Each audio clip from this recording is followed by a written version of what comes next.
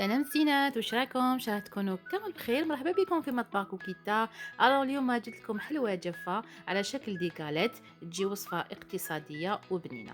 الوصفه تاعنا واش فيها حبه بيض كامله وواحد بياض والصفر نخلوه للتزيين. عندنا كاس تاع الزيت، كاس تاع سكر، عندنا شويه لافاني، عندنا زيت تاع السيترون، عندنا زوج مغارف تاع جلجلان محمص وزوج مغارف تاع كاوكاو محمص ومطحون وزوج باكيات تاع خميره، ونلموها بالفرينه. نبداو بالبيض تاعنا والسكر، نخلطوهم مليح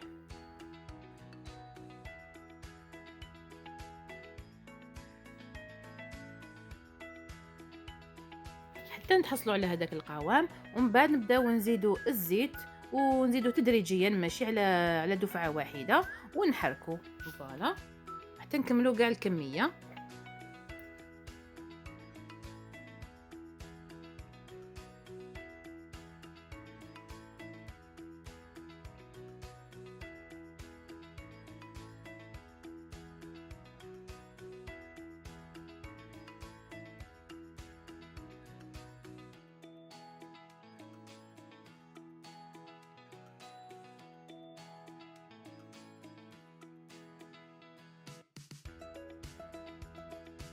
فوالا ومن بعد نبداو نزيدو النواشف. عندنا لافاني مع لو زيت تاع السيترون، نزيدو عليه الكاوكاو هذاك والجلجلان.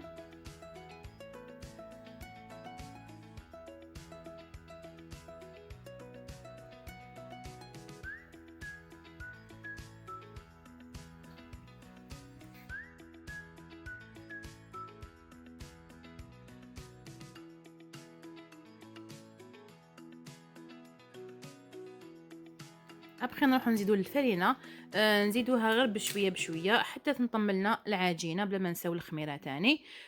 حتى تطملنا العجينه وتكون طريه، ما تنشفوهاش باش ما يجيكمش الكاطو تاعكم يابس.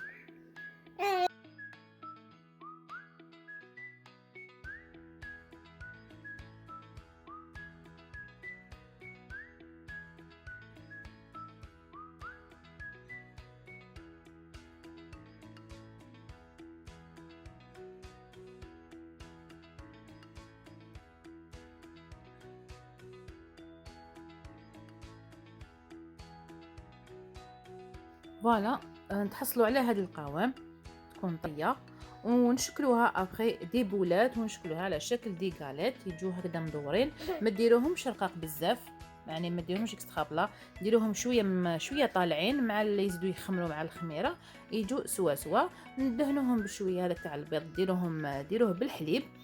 ومن بعد كتدهنوا هذوك لي غاليت تاعكم، ونديروا الشكل هكذايا بسيط بالفرشيطه، وندردروا عليهم شويه تاع الجلجلان، وتكونوا سخنتوا الفور تاعكم من قبل ودخلوهم يطيبوا.